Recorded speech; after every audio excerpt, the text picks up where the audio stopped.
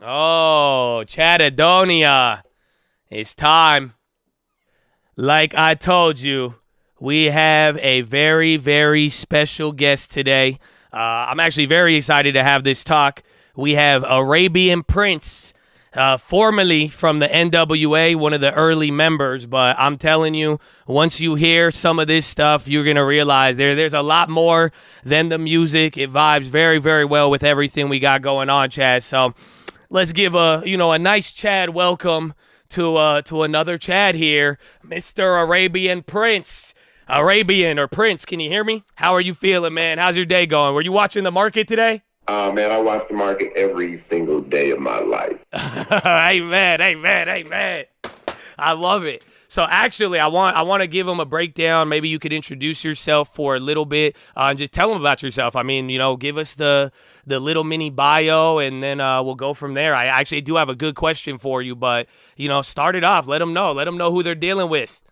Yeah. I'm Arabian Prince, one of the founding members of the most dangerous groups, N.W.A or L.A., West Coast of Compton. But other than being like, artist, producer, all of that, I've been a technologist, believe it or not, for 41 years. Like when I was 15, 16 years old, I got into computers and self-taught myself coding and, visual effects and all of those things, man. So in parallel to music, I've been in the tech space for 41 years. And here's what makes it really relevant. When I got my first ever royalty check when I was 16 years old, I wanted to buy a car and some rims. My mother made me put it into the stock. So I was into tech back then, into Microsoft and Intel and a little old company back in the day called Macintosh and, further on Apple. So I was into it at an early age. No way. So your first royalty check you put into the stock market? I didn't. My mother made me do it. I'm being honest about it. We found an accountant it was a blessing because he was a kind of future forward thinking accountant. He wasn't into, some of the slower moving things. He said, man, let's put the money into some of this new stuff, this computer stuff, this technology thing. Like, I'm like, oh, okay, whatever. Can I buy some rims next month? Amen. Man, that's funny. It was for the rims, bro. I'm sure a lot of people can relate. Believe we've all done that. Actually, even then, that leads into the question I was going to ask you. What would you say has been like the best piece of money advice anybody has given you in your life? Yeah, so my uncle and my grandfather both talked to me when I started making a little bit of money, and they told me something that I didn't understand because I'm 16 years old. They were like, spend your money wisely and with purpose. And I'm thinking to myself, I'm going back to the rims in the car. I'm like, okay, well, I want to buy a car and some rims. That's my wise, purpose. And they were like, no. Spend your money in a way where it grows. And I'm glad they told me that at a young age. They're like, when you buy this, it's gone. But if you put it here and every month it makes $25, by the end of the year, you can buy your car and your rims or whatever, and you still have the original amount of money. So that's what they told me at 16, and that's been with me forever. Like, hey, put money here and just feed off of it, as opposed to spending the money and it's gone. And then I guess was it true? Did you end up learning the truth of that? Oh, yeah. It was true, man, because the money that we put into the initial stock at 16, I remember I went around to do some shows. I was DJing. A year later, man, I was like maybe 10 or 12 fold on that money, and I was putting more money in. So I was able to buy a car. I was able to buy a sound system. I was able to buy equipment, pay for my studio time to make more records. And I was trying to tell my friends back in the day the same thing, but they didn't understand it because they weren't really into tech at that time. You know what I mean? So for them, it was like, nah, man, I'm putting my money in my pocket. So then I guess what year was it then? So you were investing in tech since the 90s then? Oh, 83, 84. Oh my goodness. Wow. Is there any investments that you're still holding to this day? Oh yeah. I'm still holding Microsoft. I'm still holding Apple. I'm still holding IBM. I'm still holding Intel later. I got into Amazon early. I got into Tesla early. I got into all of these things early because I'm a futurist. I'm a technologist. So anytime I hear about something, I've got, military stuff. I've got stuff in just, speculation, but it all seems to work out because it's new tech, and it's new tech. Amen. Amen. Even that Chad market's coming down now. We're a little bit below the VWAP right there, so watch out. But no, bro, this is awesome. I love it. That's what we are all about with the long term. But now, I guess that leads right into the future, man. What are these projects that you're working on right now? I know we talked about them a little bit, but like let's break it down here. I mean, especially future, I guess. What's the next big piece of future you're all in on, or that you really think is the one that you're like, wow, I'm glad I'm putting my efforts here? Yeah, for me, it's the metaverse and Web3, and I hate using those words because it's like this sales pitch, like metaverse. Because if you look back, when I came up, it was the start of the internet, right? 1.0. And before the internet, I had something called a BBS, the bulletin board system, where you had to actually dial into a singular node and leave a message, hang up, somebody else would dial in and do something. So, it goes that far back. But I think people are scared of the metaverse. They're scared of this Web3 because they don't understand it. And what I tell people is, it's nothing different that you do now in the current internet that we do.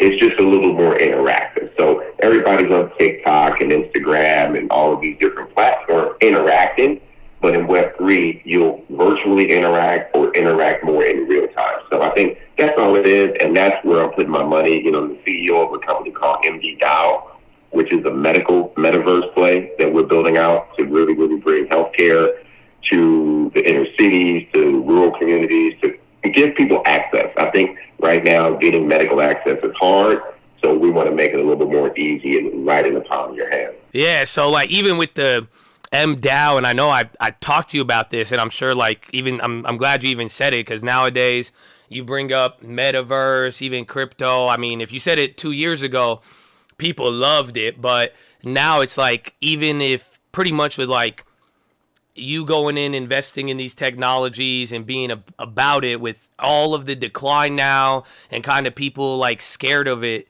do you see that affecting the potential success of any of this stuff? No, I think what it's doing is it's clearing the water. It's getting rid of all of the stuff that really had no inherent value, because there was a lot of speculation out there in the coin and the tokens and, the NFTs and everything else. So I think what's happening is people are wiser and being more cautious. So what you have to do as a company is actually bring something of value. So people say, oh, this is just not a speculation. This is something that really, really has a value and I can get behind it. And I think that's the future of it with all of these things. The crypto market, it moves with the stock market, right?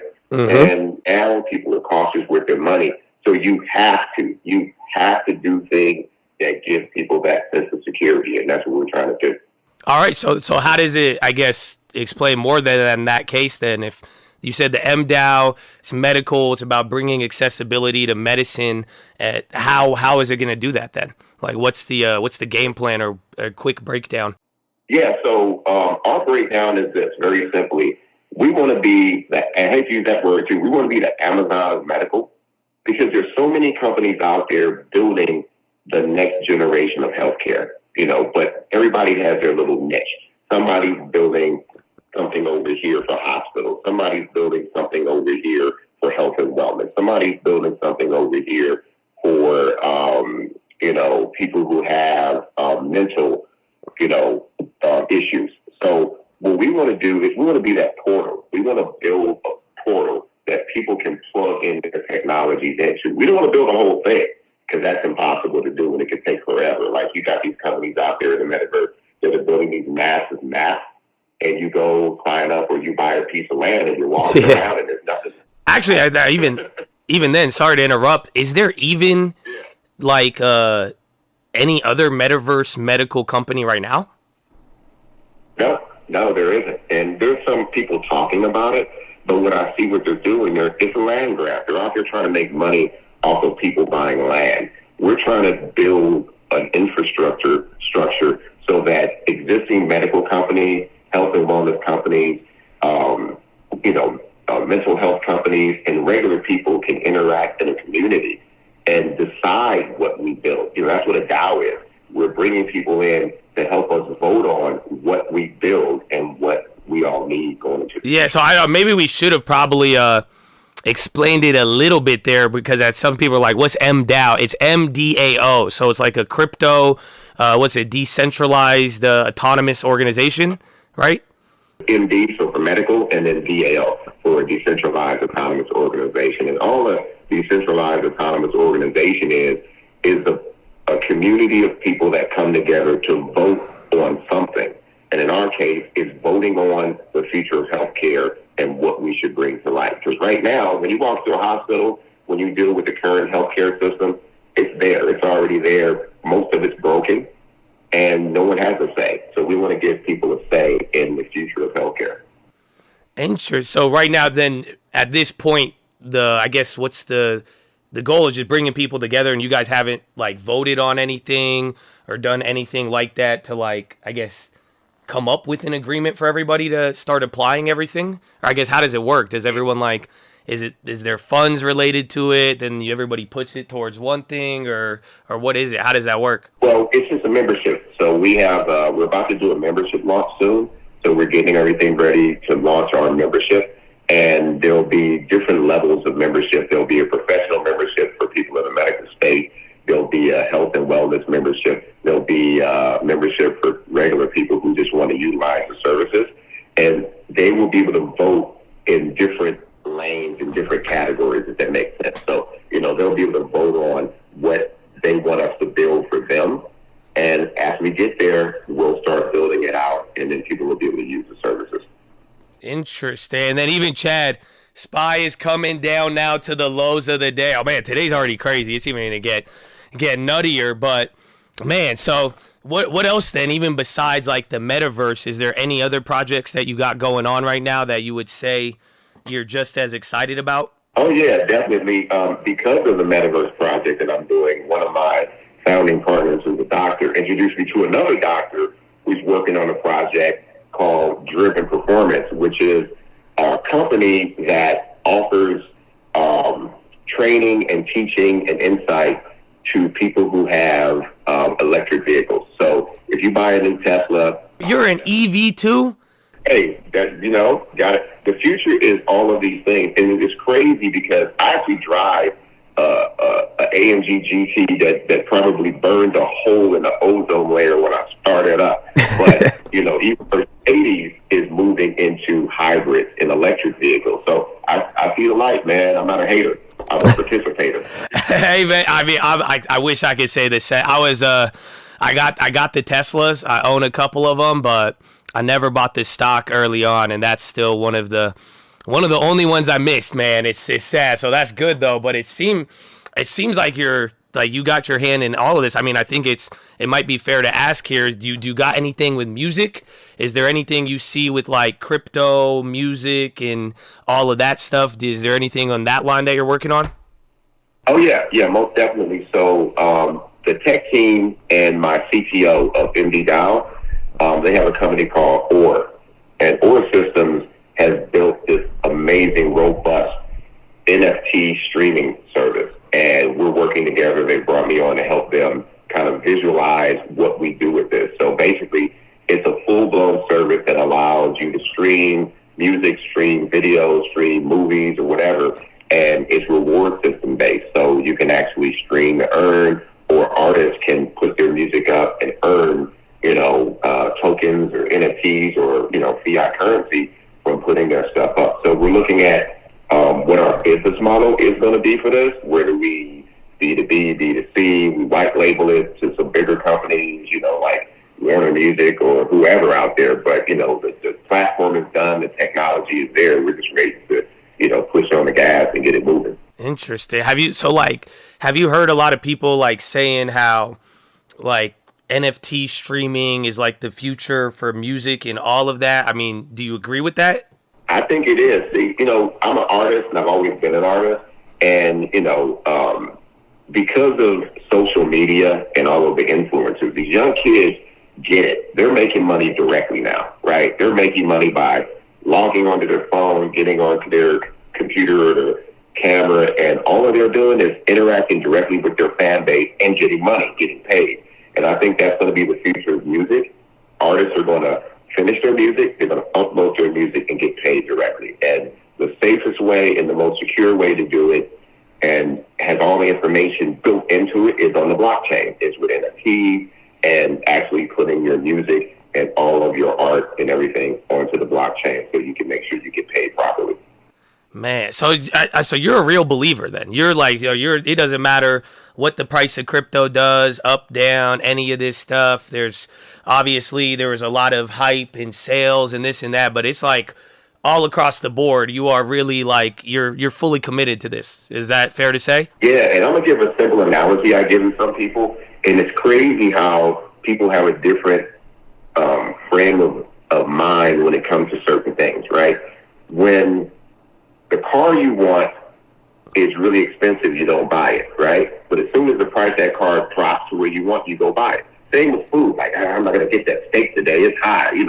Food prices are up. Oh, but next week, that, tomahawk steak is down $15, you'll buy it. But when it comes to crypto and stock markets, only the professionals do that.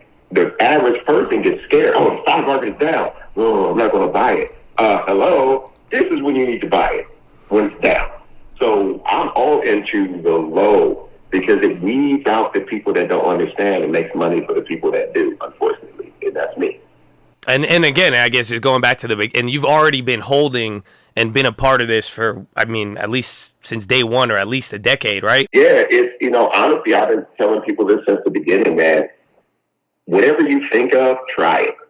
Especially if it's, I call it intelligent property, intellectual property, right? Like whatever's in your head doesn't cost you money to try. Eventually, you have to put a little money for some investment to do some things if it's more complicated. But what I figured out is I partner with companies that already do things, and I'm able to help companies scale. A lot of companies look to me because I can look at their product and go, oh, that's cool what you're doing, but you know what? You can make another $5 million if you just do this.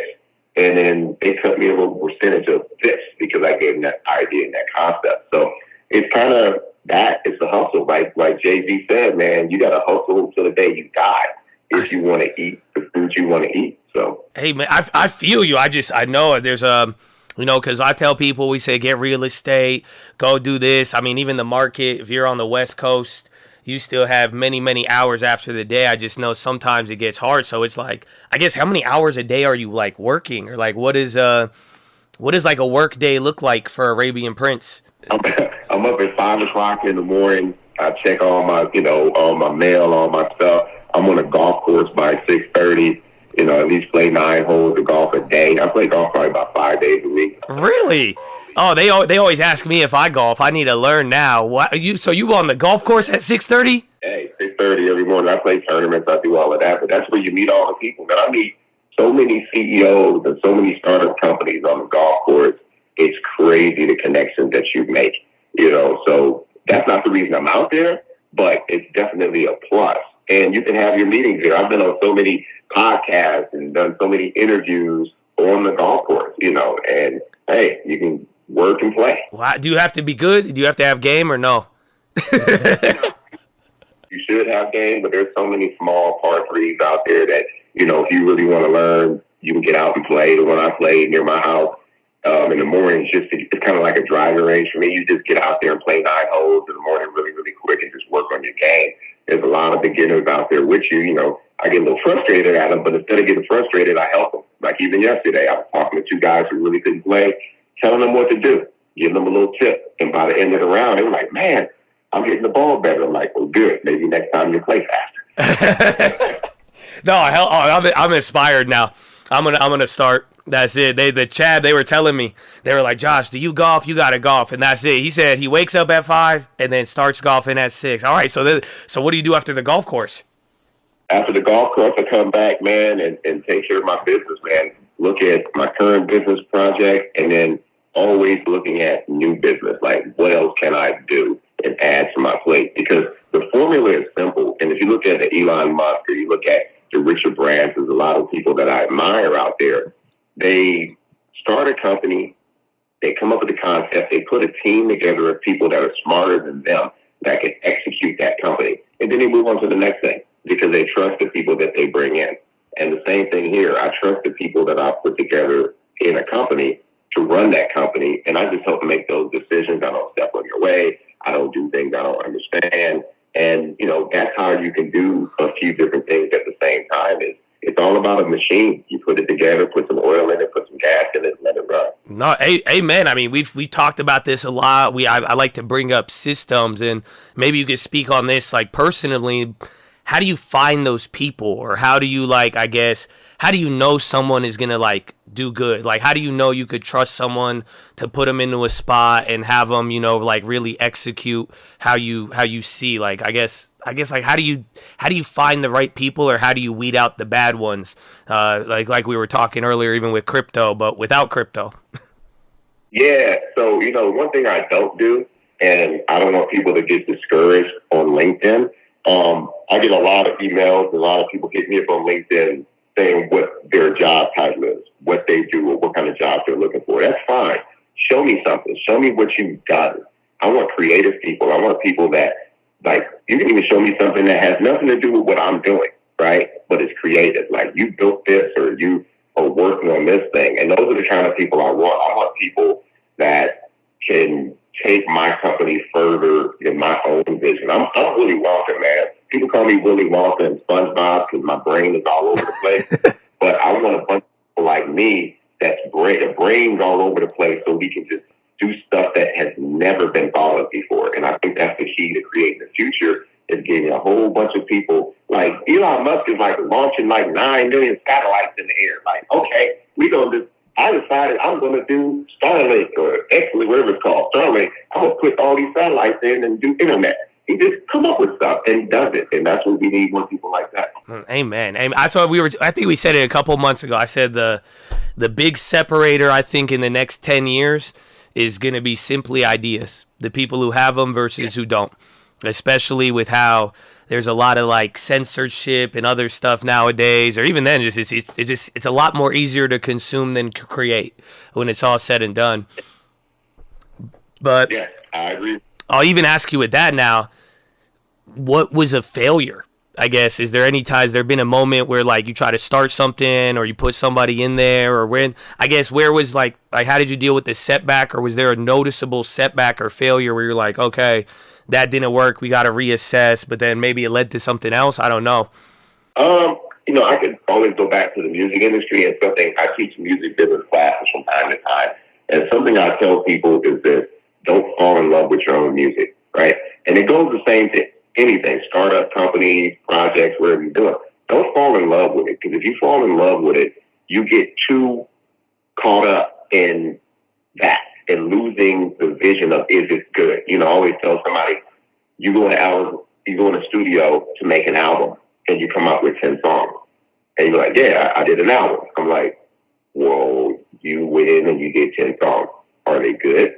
You know what I mean? Like, you got to really, really understand what's good and what's not. And how I work is, I try something, that didn't work. I tried something, that didn't work. Then I tried something, like, ooh, there it is. You got to be able to be truthful with yourself and understand what the good stuff is as opposed to the bad stuff. And here's the funny thing: you hold on to the bad stuff, so maybe it wasn't the right time.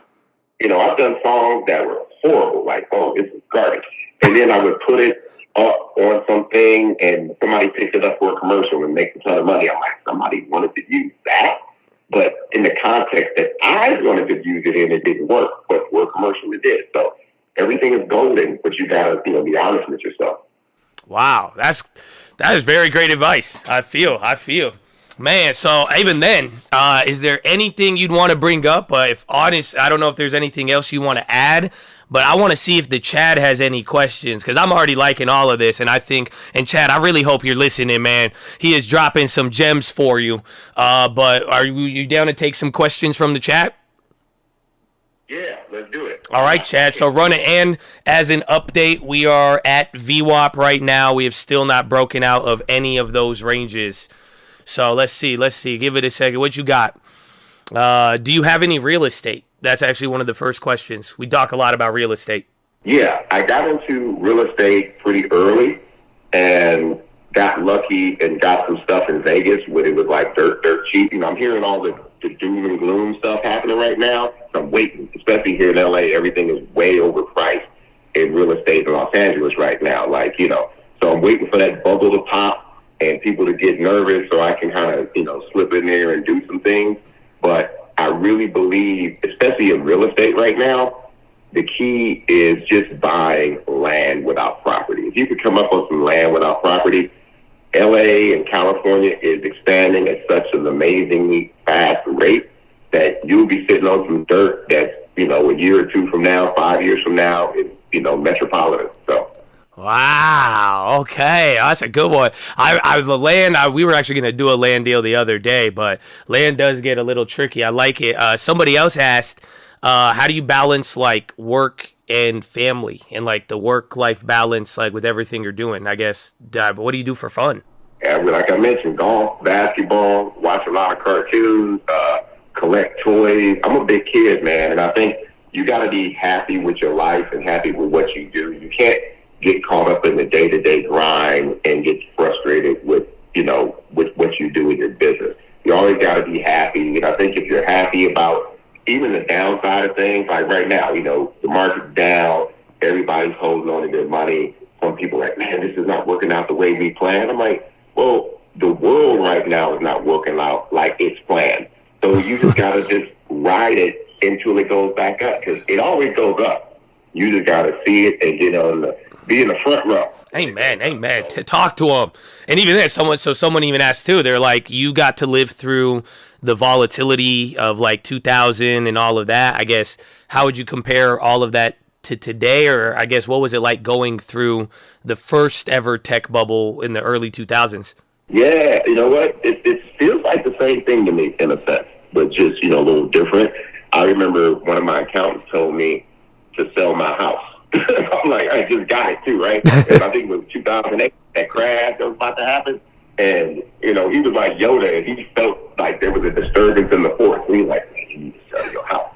I'm selling my house. I just put grass in the backyard. And I just put, no. He's like, I'm selling my house. And he had a house like in Rancho Palos Verdes, sitting up on a ridge, like expensive house, way more expensive than mine. And he had his own sale to go. And I'm like, you know what? If he's selling his house, I'm selling my house. And it was the best decision I made. And I was able to buy back in the same neighborhood years later and make a profit. So, yeah. Oh, wow. So you got to sell out real estate before any drop in 08? Oh, yeah. Oh, man, that's great. That's great. Someone else, this one's a good one. How do you find trends before they become mainstream? I'm going to do this. And I always say this, is I love the comedian Cat Williams, and he has one of his jokes. Yeah, he has one of his jokes. He goes, everything. Yup. Every morning when I wake up, between that 5 and 6:30 before I'm on the golf course, I'm online looking at everything.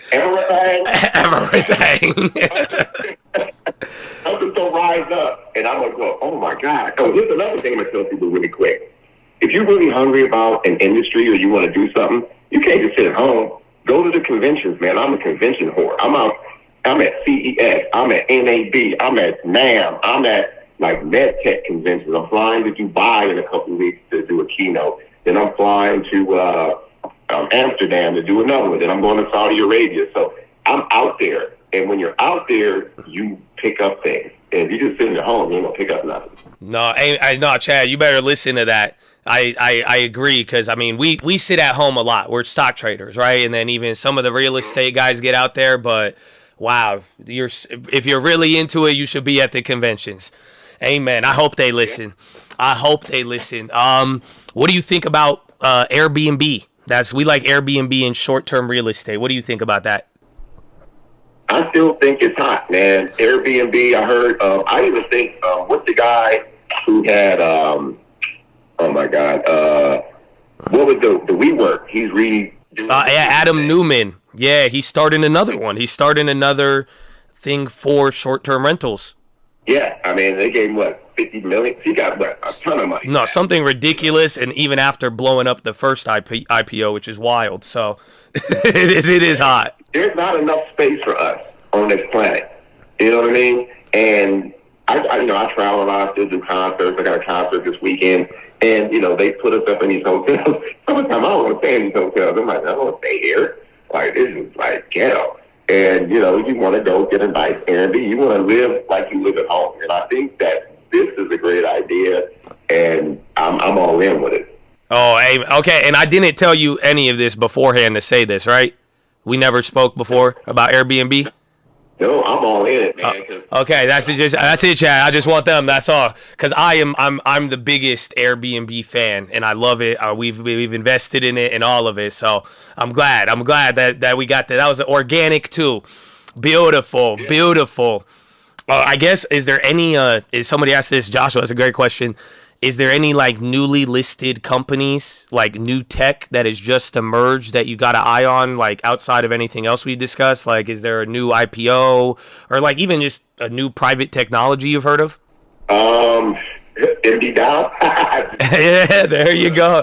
There you go. Amen. Other than us and driven performance and all the stuff I'm working on, I'm really looking at like I said, you know what is the new hotness right now? I just got off a call. Is biohacking. I'm really looking at that. Like CRISPR or like gene editing, or like are we talking like human genome hacking and stuff like that? You know what I mean? Like implants and other types of natural medicines that can enhance your human experience and things like that. I think those are the companies I'm looking at because everyone's trying to live longer. Everyone's trying to be healthier. Everyone's trying to like cheat death in a certain way. And, right now the pharmaceutical companies are $1 billion and $1 trillion companies, but it's starting to make that switch to more companies that are health driven without chemicals and hacking your natural body mechanics and systems. So I'm really looking at that kind of stuff. Interesting. Have you heard of CRISPR? Yes, I have. Yeah, I guess would you put that in the same category, or would you say that's kind of different? No, I would put that in the same category for sure. Hell yeah. All right, so this one's my question because because I remember when you told me this one, it like blew my mind. What is your involvement with Power Rangers? This is a quick, crazy story. So when I started making my records in the beginning when I was 16, I made a record, started, doing stuff with DJing, and then I made a record after Dre and his crew made a record, My Boy Just a Lover. Everybody on the West Coast was making records in 84, 85. And in order to be a hip-hop DJ or a hip-hop producer back then, because we weren't musicians per se, where we played bass and guitars and stuff. We were drum machines and synthesizers. You needed to be in the computers to learn how to sequence that kind of stuff, right, in the studio and sample and all these things. So I learned computers and then started messing around with animation and with sprite animation and 3D animation as a hobby because it was fun, and I eventually wanted to make video games. And was at one of the conventions, and this is why I really am bullish on conventions, man. I was at a convention called SIGGRAPH back in the late 80s and bumped into a company called Saban. And they saw me messing around on the computer doing some stuff, and he was like, man, you're really good at this. Like, what do you do? I'm like, I'm a rapper. And they go, what? How do you know this stuff? I'm like, dude, I got a lot of time on my hands and a lot of money to buy equipment. So they invited me to work on the first series of the Power Rangers, and I did visual effects on the Power Rangers, Silver Surfer, Addams Family, Casper, the movie Contact. I even worked on Titanic and a bunch of other stuff as well as a lot of videos. Yeah, dude, that blew my mind when you told me that, because like I'm sure even then, and like Chad, I hope you realize that with like, and thank you for your time already so far, man, and like I really hope you guys are soaking it in, because it's like, I feel like right when you bring up like N.W.A, you bring up like everyone's like, oh, music, okay, I know about that, but it's like your experience of so many things from technology to animation to entertainment, it's like it goes a lot deeper than music, and I would have never knew that if you didn't tell me that. I was like, how are you working on Power Rangers? That's so dope. So it's great. So I think we're going to have a couple more questions, but I think this one's a very good question, and I think everyone keeps asking it. They want to know, how do we follow you? Where can they find Arabian Prince? Like, where are you most active? Is it Twitter? Is it Instagram? Like, cause and if they start saying like, hey, I'm from the cult, don't get freaked out if they tell you it's a cult, okay? Cause that's what they're gonna say. But it's chill, they're friendly, don't worry. But where do we find you? Where should we go to follow you? Yeah, man, I'm just OG Arabian Prince on Twitter and Instagram. That's where you can mostly don't find me. I'm trying to get into this TikTok thing, but I'm kind of like private person. I'm not really out there trying to do pop locks. Steps and dance. You ain't trying to dance over music, bro? Come on, why not? Just get a couple in there. But yeah, just OG Arabian Prince on those social media platforms. That's how you can find me, man. And that, or come check us out at mddial.com, man, because that's the new project, and we're trying to give people better health care. And I don't do commercials, man, but I really, really believe in this project. So, and one other thing I want to say really quick before we get another question in is, I'm really blessed that when I was 16 to get a little bit of money, and my mother really pushed me into investing at an early age, because that allowed me to open my mind and do a lot of other things. And that's what I'm trying to do now for the younger generation. Like, we're building technology centers and, gaming centers for kids across the country right now. I'm actually going at 2 o'clock today to the Tiger Woods Foundation. They have a TGR Learning Center out here, and they're doing a new launch, and I'm going to be partnering with them to help build and bring technology to the Tiger Woods Foundation, man. So I'm just blessed to be doing what I do. No, amen, bro. I feel you. That's what it is, man. We're all about it. That's why even the show, we make sure it's free. I mean, that's why I didn't even know the whole your mom made you invest the first check, bro, because we try to tell everybody here. I even tell all the parents, man, just like, yo, set the kids up good. And even then, we still all got a lot of time. So, amen. And even then, even with the NWA, is there like, it's NWA, is there a website or anything specific for it? Yeah, it's just www.mddao.com. That's it. Yeah, and even then, and Chad, I hope you get it. Like he said, he's not there with commercials, and even then, like, it's not like the only way to like participate with it is if you just like wanted to, right? It's not like, so I really appreciate that, but I think it's you could get more information there, and then that's it. But it's not like I think we're definitely going to be following it. You're going to have a couple thousand people who are going to watch this from step one. I'm sure some Chads there, because we got a lot of people who are very tech savvy. They might understand it even a little bit more. But hell yeah, I think even then though, I think we might just get it to the final. I guess not even a final question. Is there anything you want to wrap it up with? Is there anything you want to leave off with to let them know? I mean, you got 4,000 people here, and they've been locked in. So what would you want to leave them with, Mr. Arabian Prince? I just leave everybody with this, man. Always keep your head up. And during these downtimes of high food, high gas prices, low stock prices, low crypto prices, just think smart and take that opportunity to, I always say, be a stealth cat and jump when the time is right. Don't do stupid stuff. Don't speculate. Speculation is what the worst thing that you can actually do. Yeah, you're going to make wrong decisions from time to time, but really, really study, man. If you study, you can be proficient at whatever you want to do.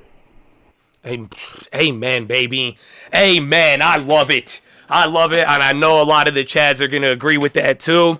But for real, man, thank you for this call. This was amazing. I think we've gotten to learn a lot from it. We're probably going to follow back up with you in a couple months too, okay? And then depending on crypto, because once it starts going back up, we're going to have to talk again. And even if it goes lower, we're going to have to talk again too. So we will see. I might have some more, but for real, God bless you and thank you for your time. And I think that's pretty much it. Oh, thank you, man. Appreciate the effort and the time, and keep it moving, sir. Let's go, baby. God bless. You have a wonderful day, and we will talk to you soon. And again, don't get freaked out when everyone says you're in a cult now. We love you. We love you, baby. Bring them. I'm all in. Amen. All right. Have a wonderful day, man. Peace out. You too. Take care.